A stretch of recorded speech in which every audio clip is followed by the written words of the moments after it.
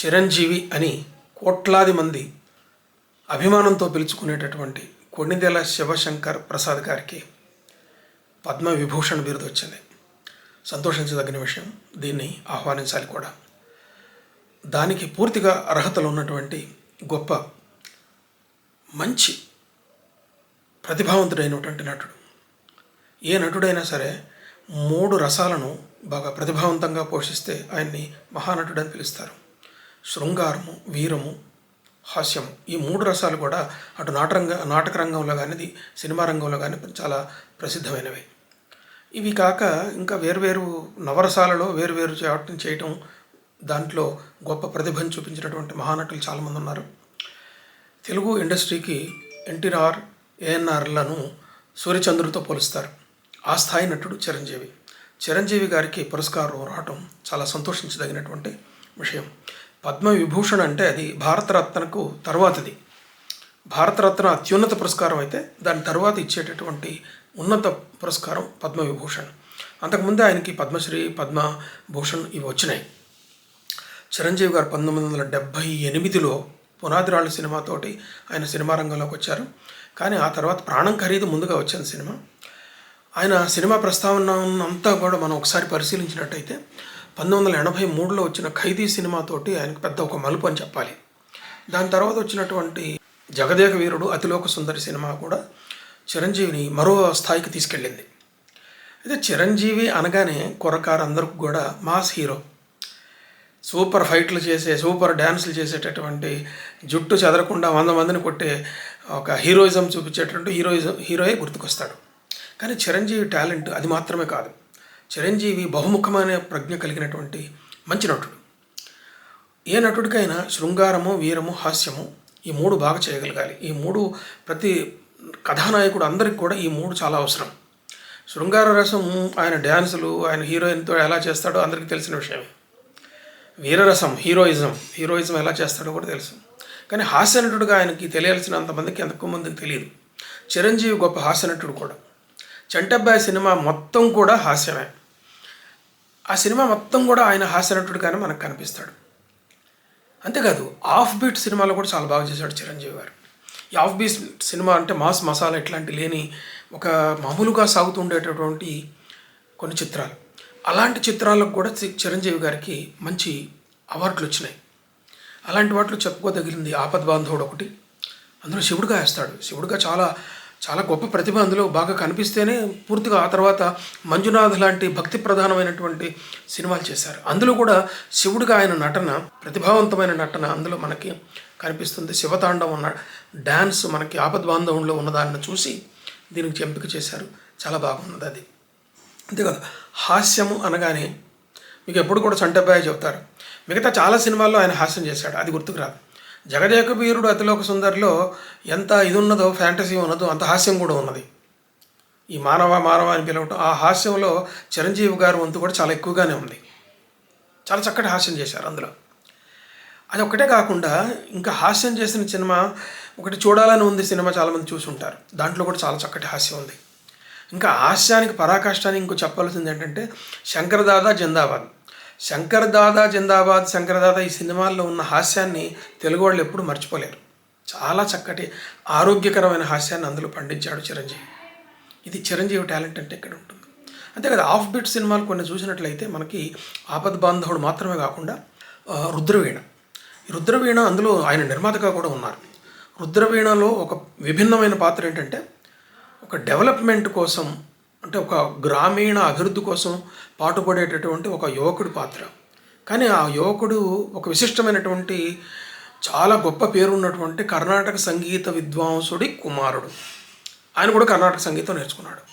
కానీ సంగీతం అన్నది నీ సొంత ఆనందం కోసం కాకుండా సమాజానికి ఉపయోగపడేలాగా ఉండాలి అని చెప్పి వాదిస్తూ ఉంటాడు ఈ యువకుడు. ఈ రుద్రవీణ సినిమా శంకరాభరణానికి కౌంటర్గా తీసిన సినిమాలాగా కనిపిస్తుంటుంది. శంకరాభరణం సినిమా కేవలం కర్ణాటక శాస్త్రీయ సంగీత పారమ్యాన్ని చెప్పడానికి ఉపయోగపడుతుంది. కానీ రుద్రవీణ సినిమాలో కర్ణాటక సంగీతం గొప్పతనం చెప్తూనే అది ఈనాటి అవసరాలకు అడాప్ట్ కావాలని చెప్తుంటుంది. చాలా గొప్ప సినిమా. ఇందులో కూడా ఒక దళిత యువతిని పెళ్లి చేసుకోవటం, దానికోసం ఒక యుద్ధం చేయటం, ఎన్నో సమస్యలు ఎదుర్కోవటం ఇవన్నీ కూడా మనకు కనిపిస్తాయి. అప్పటిదాకా తండ్రి కొడుకును బయటకు పంపించిన వాడు ఆయన తిరిగి తీసుకుంటాడు. ఇలాంటి ఆఫ్ బీట్ సినిమాల్లో కూడా చిరంజీవి చాలా బాగా చేశాడు. ఒక గాయకుడుగా కూడా చిరంజీవి నటన అందులో చాలా బాగా కనిపిస్తుంటుంది. అట్లాగే అంతేకాకుండా స్వయం కృషి సినిమా చాలా భిన్నమైన క్యారెక్టర్. ఒక దళిత పాత్రలో చెప్పులు కుట్టుకునేటటువంటి వ్యక్తిగా చిరంజీవి అందులో మనకు కనిపిస్తాడు. దీంట్లో మనకి ఫైట్లు గిట్లు ఎక్కడ ఈ ఫైట్ల కన్నా కూడా ఆ క్యారెక్టర్ని ఎలా చూపించాడు, స్వయం కృషితో ఎలా ఎదగాలని చూపించాడు, ఆ పాత్రకు ఉన్నటువంటి సామాజిక సమస్యలు ఎలా ఎదురవుతాయి, వాటిని ఎంత బాగా చేశాడు అన్నది ఇందులో చూడొచ్చు. ఇది కూడా కొంత ఆఫ్ బీట్ సినిమా అని చెప్పచ్చు. ఇంకొక ఆఫ్ బీట్ సినిమా మనకి ఇంకో చాలా ప్రధానమైన సినిమా ఒకటి ఉన్నది. అదేంటంటే శుభలేఖ. శుభలేఖ అనగానే ఒక భిన్నమైన క్యారెక్టర్. ఈ శుభలేఖ సినిమాలో ఒక విభిన్నమైనటువంటి పాత్ర ఏంటంటే ఒక హోటల్లో వెయిటర్గా ఉంటాడు అతను. ఒక హోటల్ కార్మికుడుని ఆయన గుణగణాలు చూసి ఒక అమ్మాయి ప్రేమిస్తుంది. అక్కడ సంఘర్షణ మొదలవుతుంది. అయితే చిరంజీవి అనగానే ఒక 100 మందిని కొట్టే హీరో, అంటే చాలా ఫైట్లు చేయటం అవన్నీ ఊహిస్తారు కదా. కానీ ఇక్కడ ఇందులో ఏముంటుందంటే ఆ హోటల్ కార్మికుడు చేసినటువంటి పని యజమానులకు నచ్చక అతని మీద దాడి చేయిస్తారు. అతని మీద వేరే వాళ్ళు దాడి చేస్తారు. సున్నితంగా విమర్శించిన పాపానికి వాళ్ళు దాడి చేయిస్తే పెద్ద దెబ్బ తగిలితే హాస్పిటల్కి పాలవుతాడు. అంటే చిరంజీవిని ఇలా చూడటం చాలా విభిన్నమైనటువంటి విషయం. ఎప్పుడు కూడా 100 మందిని గెలిచే హీరో పాత్రలో సినిమాను చిరంజీవిని చూస్తారు కానీ ఇలా చూడలేరు కదా. కానీ అందులో కూడా చాలా బాగా మెప్పించాడు. నటుడుగా చిరంజీవిలో ఉన్న మరో కోణం ఏంటంటే ఆయన దుష్ట పాత్రలు కూడా చేశారు. అంటే విలన్, ప్రతినాయక పాత్రలు కూడా చేశారు. ఒక 4-5 సినిమాల్లో విలన్ పాత్రలు వేశారు ఆయన. వాటిలో బాగా చెప్పుకోవాల్సింది ఏంటంటే ఇది కథ కాదు. 1983లో వచ్చిన ఇది కథ కాదు బాలచందర్ దర్శకత్వంలో వచ్చింది. బాలచందర్ దర్శకత్వంలో చిరంజీవి చేసినవి రుద్రవీణ ఒకటి, ఇది ఒకటి బాగా సక్సెస్ అయినాయి. ఆ రోజుల్లో నేను బాగా ఇష్టపడేవాడిని.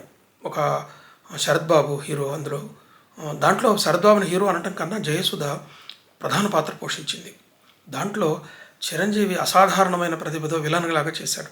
పైకి చాలా మంచివాడిలాగా, చాలా జెంటిల్మన్ లాగా కనిపిస్తూనే లోపల అంత ఒక రాక్షస కృత్యాలు చేసేటటువంటి ఒక వ్యక్తి కనిపిస్తాడు. ఆ పాత్రను నటించడం అంత సులభం కాదు, కానీ చిరంజీవి చాలా ఈజీగా చేసేసాడు.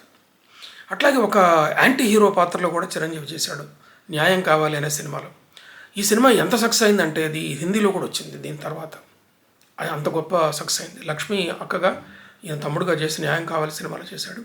ఇది ప్రతినాయకుడుగా కూడా చిరంజీవి చాలా మంచి పేరు తెచ్చుకున్నాడు. ఇట్లా చిరంజీవి సినిమాలలో బహుముఖమైనటువంటి ప్రజ్ఞతో కూడిన బహుముఖమైన టాలెంట్ అవసరమైనటువంటి పాత్రలో చిరంజీవి చేశాడు. కాబట్టి చిరంజీవికి ఆయనకి వచ్చిన ఈ అవార్డులన్నీ కూడా, ఈ పురస్కారాలన్నీ కూడా ఆయన అర్హుడు. కాబట్టి చిరంజీవి గారిని తప్పనిసరిగా అభినందించాలి. అంతేకాదు చిరంజీవి సేవారంగాల్లో కూడా ముందున్నాడు. ఆయన బ్లడ్ బ్యాంక్ పెట్టాడు, బ్లడ్ బ్యాంక్తో పాటు ఐ బ్యాంక్ కూడా పెట్టాడు. ఈ రెండింటి ద్వారా కూడా సమాజానికి ఉచితంగా సేవలు అందిస్తూ ఉన్నాడు. ఇవన్నీ కాక ఇంకా చెప్పుకోవాల్సినటువంటి విషయం ఏంటంటే నటులు తోటి నటులను పట్టించుకోకపోవడం కానీ ఇలాంటివి మనం చూస్తుంటాం. తోటి నటులను, అందులో వర్ధిష్ణువులైనటువంటి నటులను, అప్పుడప్పుడే పైకి వస్తున్నటువంటి నటులను ప్రోత్సహించడం చిరంజీవికి చాలా గొప్ప లక్షణం. ఆయన చాలామంది యువ నటులను వాళ్ళ సినిమాలు చూసి ప్రోత్సహించారు. మల్లేశం సినిమా వచ్చినప్పుడు అందులో హీరోగా నటించిన ప్రియదర్శిని ఆయన అభినందించాడు. అట్లాగే ప్రియదర్శి హీరోగా నటించిన బలగం సినిమా చూసే దాని గురించి ఓపెన్గా బహిరంగంగా మెచ్చుకున్నాడు. అంతేకాకుండా యువ నటులైనటువంటి ప్రియదర్శి, రాహుల్ రామకృష్ణని ఆయన మనస్ఫూర్తిగా ఆహ్వానించాడు, ఆశీర్వదించాడు. అట్లాగే ప్రియదర్శిని వాళ్ళ ఇంటికి పిలిపించి చాలాసేపు మాట్లాడి ఆశీర్వదించాడు, అభినందించాడు. ఇలాంటి లక్షణం మనం అందరూ అగ్రనటుల్లో మనం చూడం కూడా.